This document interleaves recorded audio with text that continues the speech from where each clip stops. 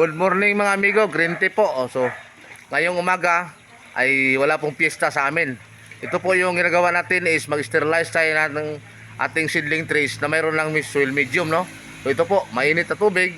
So, lalagay po natin, ibubuhos po natin doon sa ating seedling tray. Ayan po.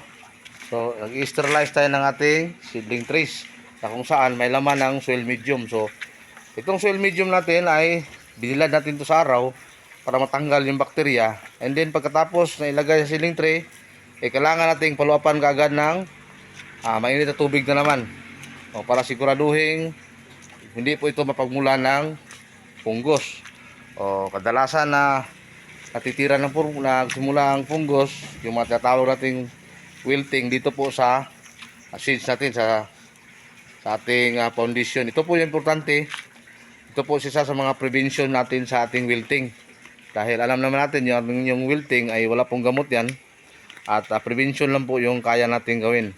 So ito po ay isa sa mga paraan kung saan ay para maiwasan natin yung tinatawag natin na wilting. So ayan po, mainit na tubig.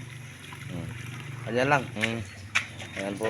So itong mga seedling trays na ito, pag lumamig na ito, didiligan pa rin ito ng ibang uri ng soil foundation. So ito po ay gagamitin para sa ampalaya at talong. So pagka lumamig na po ito, ay didiligan natin same way, pamamaraan pero malamig na tubig na. So ang ihalo natin ay ganito po. Ano po yung ihalo natin, no? So wala pong libre dyan sa akin. So ini-impart ko lang yung ating natutunan sa iba. So ganyan po yung pamamaraan namin, no? So yan na po mga kaibigan, no? So tinunaw po natin ito. Ito po yung tinunaw natin, no? Graniumos. So wala pong libre ito. Papakita lang namin sa inyo kung ano yung actual na ginagamit namin. Pero hindi po kami na libre ito sa graniumos. Yung timpla, and then ito na. Ina-apply na dito.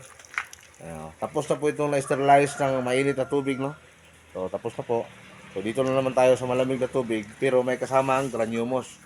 Ganyan lang. Pagkabilis. Ganyan lang tayo mag-apply. So ito po yung ating titirahin, no? Nasa 100 trays sobra. So gamitin natin dito. Ito natin ipupunla yung ating talong at saka ampalaya. So ito na. Yan. Ganyan lang kami. Medyo trabahoso pero safety naman. Ito lang po yung magawa nating prevention sa wilting. So dahil kapag tinamaan tayo ng wilting, wala na po tayong maaaring igamot yan, kundi talagang bubunutin lang. So talagang ganyan lang ang buhay, no? Kapag maaga tayong tinamaan ng wilting, maaga rin matapos yung ating income.